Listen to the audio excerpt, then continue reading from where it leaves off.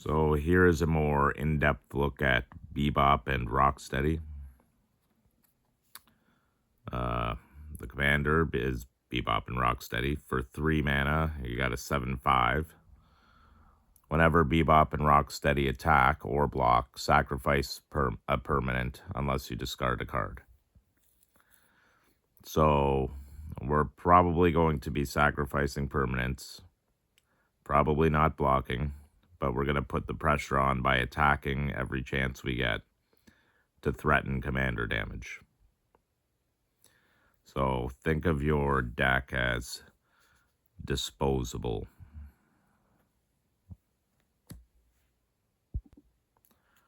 So to start, we've got a manhole cover. It's got flash. When this artifact enters, target creature gains indestructible until end of turn. The second part is you pay 2 to sacrifice the artifact. Target player draws a card. We will use this to protect Bebop and Rocksteady, but then we will probably use it to sacrifice as a permanent when they attack. We've got a skateboard. When it enters, tap target permanent. Equipped creature gets +1/+0 and has haste. So we're going to do this so that we can attack right away with Bebop and Rocksteady or any of the other tramplers in this deck. Well, Bebop and Rocksteady isn't a trampler. Or can they be? We have the novel Nunchaku. When this equipment enters, attach it to target creature you control. When you do, equipped creature fights up to 1 target creature an opponent controls. Equipped creature gets +1/+1 and has trample. So we can make Bebop and Rocksteady a little more threatening with trample, trying to get that commander damage in, or at least threatening it. Short of that, we have the Foot Chopper. When this equipment enters, create a 1/1 Black Ninja creature token, so you can use that to sacrifice. Equipped creature has flying, so you can give Bebop and Rocksteady some evasion. When equipped creature deals combat damage to a player, you may sacrifice it. If you do, draw cards equal to its power. So you can use that one. Maybe another creature instead of Bebop and Rocksteady, or Bebop and Rocksteady for 7 cards. We've got Saved by the Shell. Costs 1 less to cast if you control turtle. You put a +1/+1 counter on target creature you control against trample, hexproof, and indestructible till end of turn. So you can use that to protect them or give them trample just out of the blue.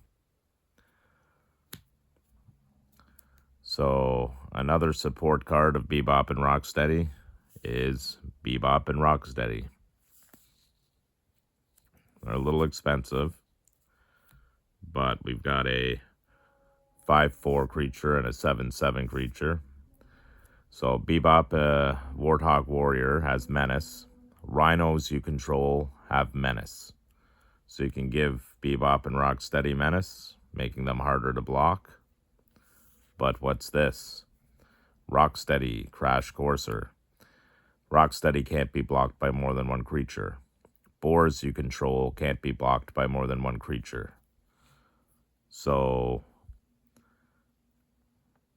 they have Menace, and they can't be blocked by more than 1 creature. That makes them unblockable. And we've got the South Wind Avatar, Death Touch. Whenever another creature you control dies, so you will be sacking creatures whenever they attack, you gain life equal to its toughness. You will also be sacking other permanents and won't benefit from this, so this is only a situational. Whenever you gain life, each opponent loses 1 life.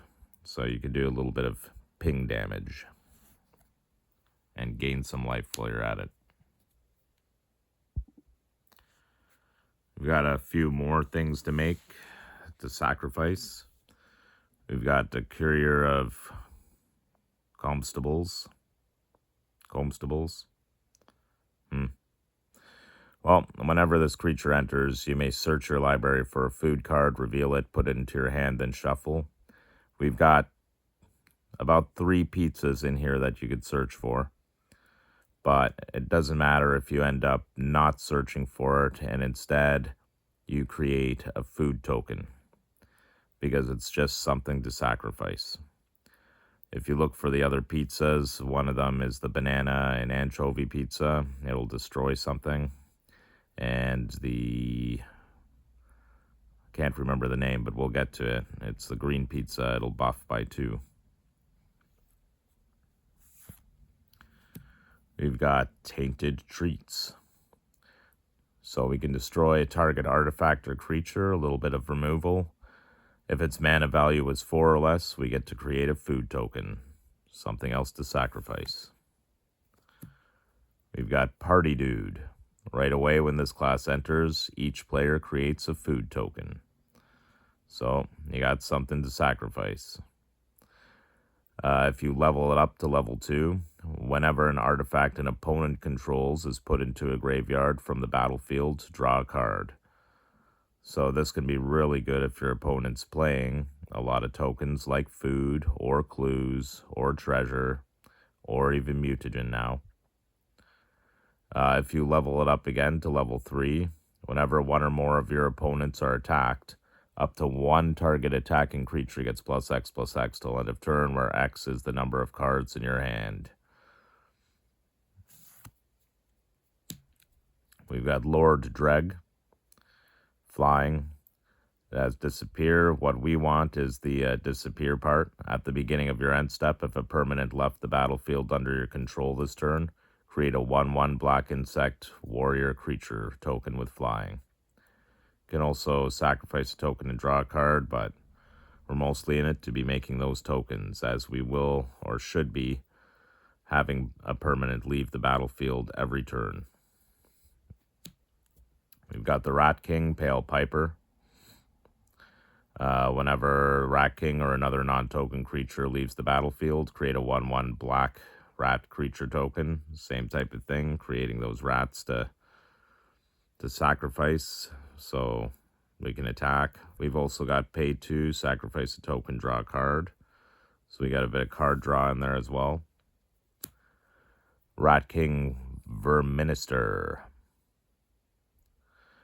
It's got disappear. At the beginning of your end step, if a permanent left the battlefield under your control, so a permanent this time, create a 1/1 black rat creature token and put a +1/+1 counter on Rat King.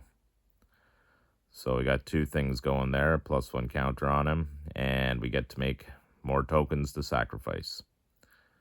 If we tap him, we can sacrifice 3 rats, return target creature card, and all other cards with the same name as that card from your graveyard to the battlefield tapped. Be better in a deck that had cards that said you can have an unlimited amount of them in the deck, but it is still a good way to bring back at least a creature.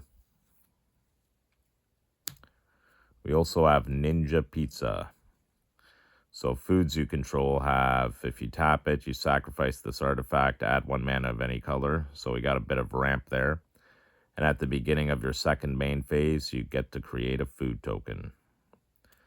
So you either get mana or you have something to sacrifice to Bebop and Rocksteady or one of the other creatures that require sacrifice.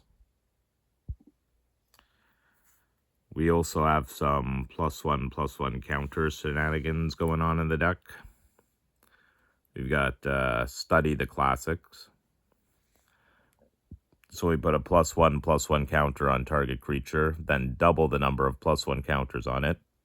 You gain life equal to the number of +1 counters. A little bonus there, but we're going for those +1 counters. We have Michelangelo on the scene. Short of Bebop and Rocksteady being a threat, we've got Michelangelo on the scene being a threat. He's got Trample. He enters with +1/+1 counter on him for each land you control. When he dies, return this card to your hand. We've got Michelangelo Game Master. At the beginning of your end step, if a permanent left the battlefield under your control, put a +1/+1 counter on him. Got Dimension X Pizzasaur. When this creature enters, put 2 +1/+1 counters on target creature. When you do, destroy up to one target creature with mana value less than or equal to the number of counters among permanents you control. So we're not only going to buff up something, but we're going to remove something as well. If we pay 2 and tap it, we could sacrifice this creature and gain life. We're not going to be doing that most likely unless, and each opponent loses 3 life. Unless that's going to knock out an opponent, no sense in doing that one. We've got Savante. It's got Trample, so another Trampler that you may buff up. At the beginning of combat on your turn, put a +1/+1 counter on Savante. Then you draw X cards and lose X life, where X is the number of counters on Savante. So we got to be a little careful with this. But it's a great way to draw cards and just attack. Attack with that trample threat. We've got Putrid Pals, Death Touch. This creature enters with 2 +1/+1 counters if a permanent left the battlefield under your control. So you'll most likely be casting it in the second main. We've got Madame Null, Death Touch. Whenever another creature you control enters, you may pay life equal to its power. I would recommend doing so, even if it's big, like Bebop and Rocksteady 7. If you do, put that many +1/+1 counters on it. Do that to some of your tramplers, make them big and scary, just attack. Did I say stary or scary? Aggro.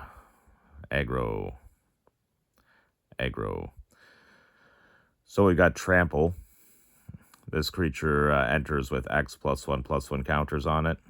When it enters, we get to choose one, either double the number of +1 counters on it, or it fights a target creature you control.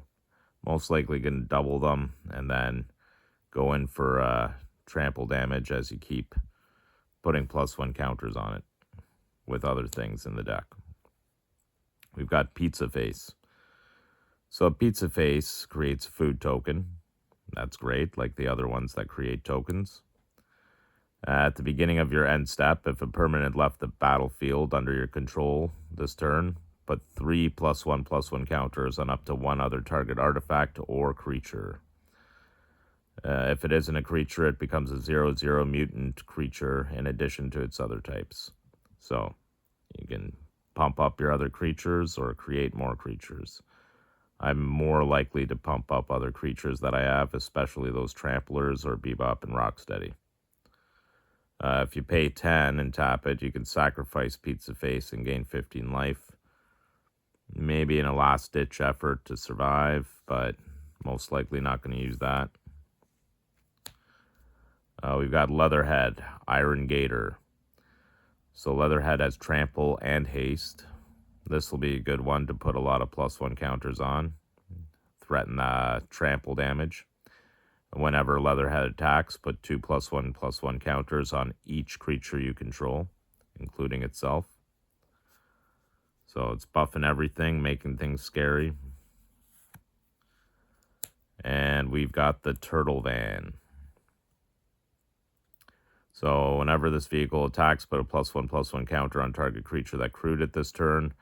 Then if that creature is a mutant, ninja, or turtle, double the number of +1/+1 counters on it. So you can use this to buff up a few of your creatures there, make them a little scary at the cost of not attacking with them that turn. And once it's fulfilled its thing, you can sacrifice it.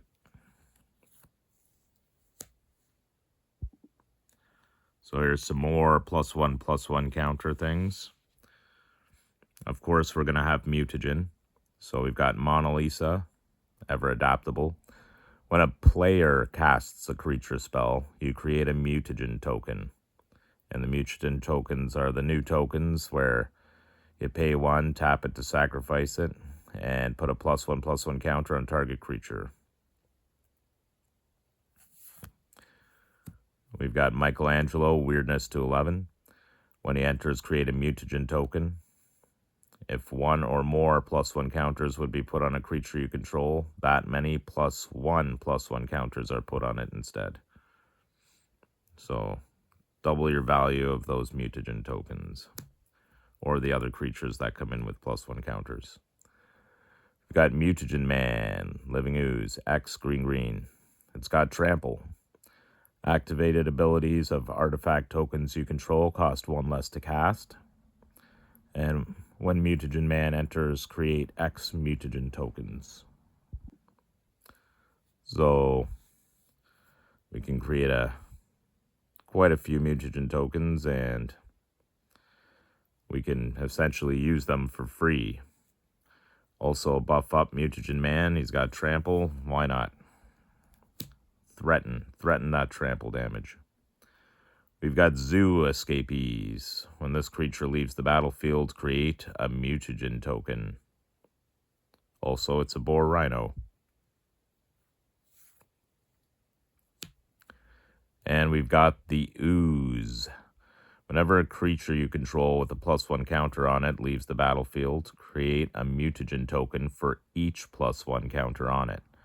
So this is a way to kind of save your +1 counters that your creatures have, and then redistribute them to living creatures. Also, if you tap it, exile a card from a graveyard, create a mutagen token. So you can exile those cards or a card each turn in opponents' graves that are annoying or that might come back, and get a mutagen token. We've got Mutant Chain Reaction. Destroy up to 1 target artifact, enchantment, or creature with flying. So we got some removal, and we get to create a mutagen token. Got Michelangelo, Mutant BFF. Each creature you control with a counter on it can't be blocked by more than 1 creature. So that can make things scary. It's kind of like Rocksteady there. Whenever Michelangelo enters or attacks, create a mutagen token. So, of course, we've got Doubling Season. If an effect would create 1 or more tokens under your control, it creates twice the many of those tokens. If an effect would put 1 or more counters on a permanent you control, it puts twice that many. So, of course, we're going to have that if we're making tokens and putting counters on things. We've also got Humongous Fungus.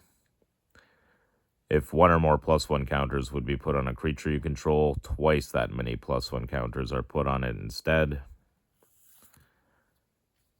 And High Score. If 1 or more +1 counters would be put on a creature you control, that many +1 counters are put on it instead. Kind of like the Michelangelo. But this also has, at the beginning of your end step, draw a card if you control a creature with the greatest power among creatures on the battlefield. So hopefully you have that and are able to get a little card draw out of it. Here would be a little bit of removal that we got. We've got Leo's Katana, or Sword of Sinew and Steel. Equipped creature gets +2/+2 and has protection from black and red. So you can use that for a bit of evasion. Whenever a equipped creature deals combat damage to a player, destroy up to 1 target planeswalker and up to 1 target artifact. So we got a bit of removal there. We got Tender Eyes. Target creature you control deals damage equal to its power to target creature an opponent controls. Swift Demise. It deals 1 damage to target creature, then destroy each creature you don't control that was dealt damage this turn. This is a great one if a bunch of your creatures got blocked.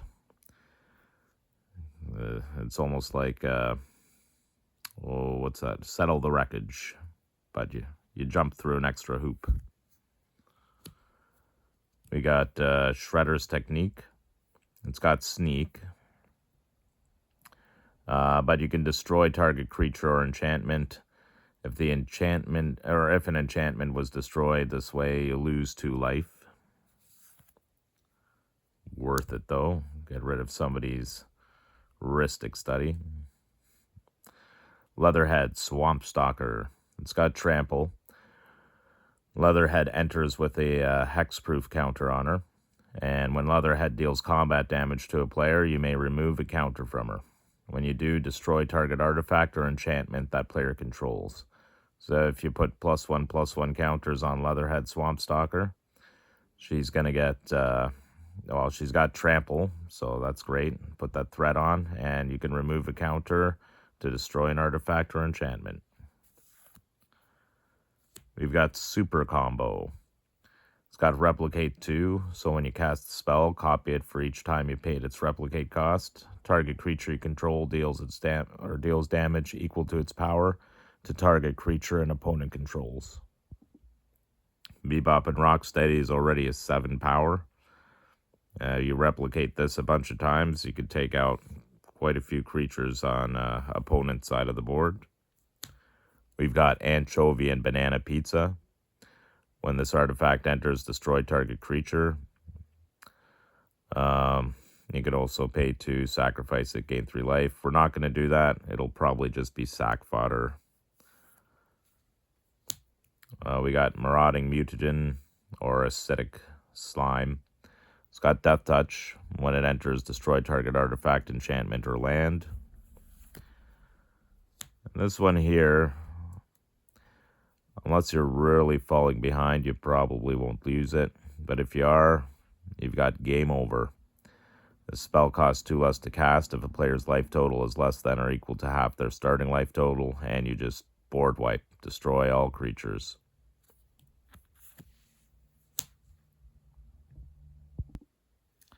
So we have some ramp in here. We've got the Trans-Dimensional Bovine. We can add 2 mana of any one color. Got Mona Lisa, Science Geek. She's got reach, but you can add X mana of any one color where X is her power. So throw in some +1 counters there and get more mana. We've got a Soul Ring. We've got Cowabunga. Look at the top 4 cards of your library. You may reveal a mutant, ninja, or turtle, or land from among them and put it into your hand. So a little search there. Ground Chuck and Dirtbag. So it's got Trample. You can throw +1 counters on it, make it scary. Also, whenever you tap a land for mana, you can add a green. So double the value of all your lands. And it's an 8/8. We got a Frog Butler, Death Touch. Also add a mana of any color. You can give it a reach as well for 2. We've got New Generations Technique. It's got Sneak. But also, you get to search your library for up to 2 basic land cards and put them onto the battlefield tap, then shuffle. And we've got Michelangelo Improviser. He's also got Sneak, 2 and 2 green. Whenever Michelangelo deals combat damage to a player, you may put a creature card and or a land card from your hand onto the battlefield. So you got some ramp and some freebie there, if you can pull it off.